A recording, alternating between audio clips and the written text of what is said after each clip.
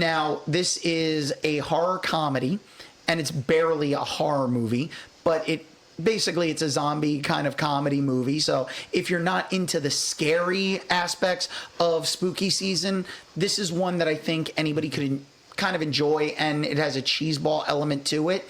The movie is, and I'm not giving a spoiler warning here because congratulations, folks, it was 93. So with that, you have to sit there and understand that this is a movie where the story basically is a guy has been in love with this girl ever since they were kids. He just froze up, was never able to tell her, and her and her boyfriend finally break up. So he's going to ask her to the prom. And while doing this, he ends up trying to set up the situation. He ends up getting killed, asking her to the prom, and she agrees. He comes back from the dead as a zombie to then go and to take her to prom. So, there's the theme of sacrifice for love and him being able to say, I died for you. I came back from the dead for you. Very interesting, and she's like figuring out, like, because everybody has a zombie hatred. So he's being persecuted for being the only zombie in town, but it wasn't the first time it happened. You have a woman in town that her husband had come back from the dead. Cloris Leachman plays that woman. There's not this. Yes. This Phyllis isn't like, herself. Yeah, this isn't like a huge cast of people that you've heard of before. There's like a few people here and there, like Phyllis Diller. It threw me off because you talked about Phyllis Diller earlier. Cloris Leachman. Yes. So you got Cloris Leachman in there, and she's an icon who has since left us, but she was absolutely amazing in her time. Loved her in so many different projects that she's done, but this was kind of underrated. It's not a great movie, but it's a good cheesy movie. What's even funnier? Because you said it's My Boyfriend's Back. Yes. During the time around the late 80s, early 90s, they started making titles out of old, kind of Can't Buy Me Love was also, which was an old Beatles song and all that. They started doing that, which was it sounded cheesy and everything, but it was cool, and it got people to the movies. Yeah, but not only that, for My Boyfriend's Back, because it's not a big cast and you can see it's kind of cheesy and everything. I enjoyed seeing this back in the 90s when it came out. I didn't see it in the theaters. I rented it from a Blockbuster. Of course. Yes, kids, Blockbuster. It's that place where it was a big building where you went and you could go physically get copies of movies. Or the one that was featured in Fight Club where they were all demagnetizing the movies and erasing them.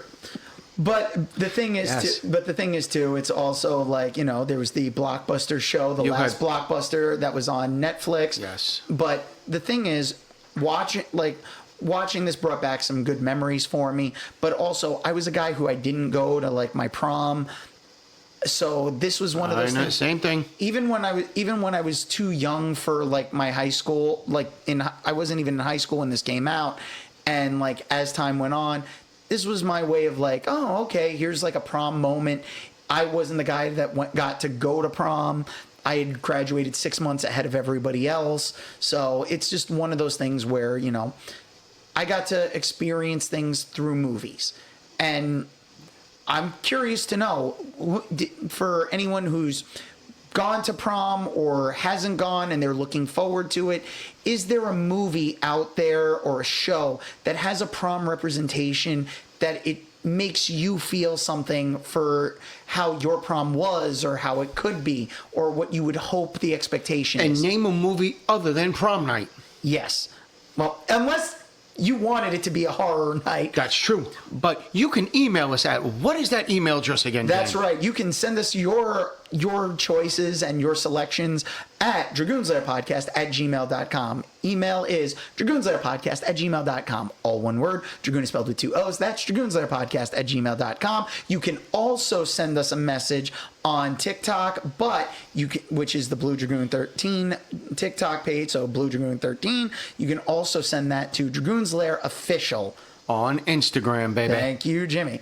So now I really did enjoy My Boyfriend's Back. It has one of the things that I say makes it like kind of have a cheesy element to it was like some of the cutting of the cost for things. The special effects are like back in the 80s and 90s. I mean, it was even if you look back at the old lights, Industrial Lights and Magic ILM. Documentary, Yep. ILM, that was on Disney Plus. If you still have Disney if you Plus. still have Disney Plus, you can watch both seasons of it. You can see how cheesy and interesting it was to do these special effects and visual effects and everything. Well, not only that, but also like when it came to it, like in the editing process, like early on, like the intro to the movie and stuff, they use comic book panels. And I like that about that, where there was like a art style to it of like, some of the transitions still kept like some comic book art style panels, which I think looks really well and sets it apart from some other movies. When they re-released the movie The Warriors on DVD, their special edition, there was some comic book transitions with the wipes and stuff. It's not the same as watching The Warriors the way you saw it originally, but it was a bit of an extended cut a little bit because they added just a couple of little things, but it was the artistic style of having like the wipes being comic book panels.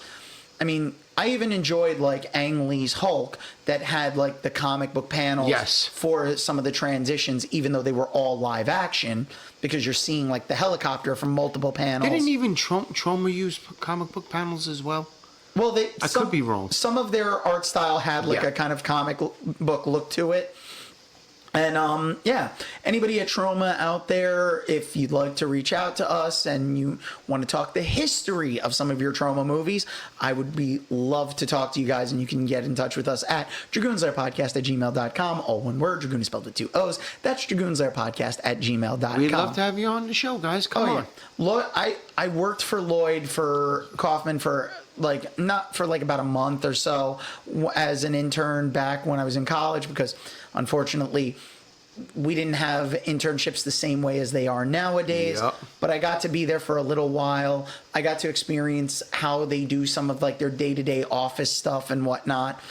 And I forgive you guys for not having a lid to put over your stuff in the microwave, so everything just went poof all over the microwave and made a mess. And I was the one that had to clean that up. So I know most of the people that were there are no longer there, but I forgive you, and I miss you guys. But other than if it was Lloyd, you're always forgiven. Yeah, Lloyd's just one of the nicest guys ever. Wrote 2 great books. Everything I learned about movies, I learned from The Toxic Avenger and Make My Own Damn Movie. Yep. Speaking of books, Jimmy, you got something about a book you might want to make a mention of? It's a book, and it so happens to be from a couple of friends of ours. Yep. I happened to see Baby Belushi's Instagram page. I saw it too. So, him and John, who, if you don't know who John Zaluga is, go back and watch some of the great funny episodes of Impractical Jokers when they say, our production assistant John will be sitting in with us. That's John Zaluga, guys. The artwork for Impractical Jokers was done by Baby Belushi himself, Chris Sorrentino. And if you'd like to get a hold of his artwork, which is phenomenal, agree? I absolutely agree. Please do, because it's worth it. Both of them put out a nerdy, dirty, and tasteless Star Wars Jokes 4. How bad is it? Let's put it this way. Why do Ewoks giggle when they run? I don't know why. The grass tickles their balls. That's only that. Of course, it's only them. Mind you, this is a gentleman who not only loves Belushi, he is a Belushi. He honestly looks. We think that he was. We think that his mother and John Belushi kind of had an affair. I actually just think he is the reincarnation of Belushi himself. But he also will dress as a Blues Brother and go to a Ghostbusters party. Listen, he has his own Ghostbuster suit. Yep. Chris Sorrentino is a talented artist. John Zaluga is a talented comedian and writer in their own right. This is on Amazon, guys. Please. Yep. We give them a pop. They always pop us. Yeah, we're good for alumnus. They're great guys. We went to school with them. We know these guys, and they are hardworking. They do so much and they are so talented. And I feel like we should recognize anyone who has talent. It should be not only like looked at and enjoyed, but it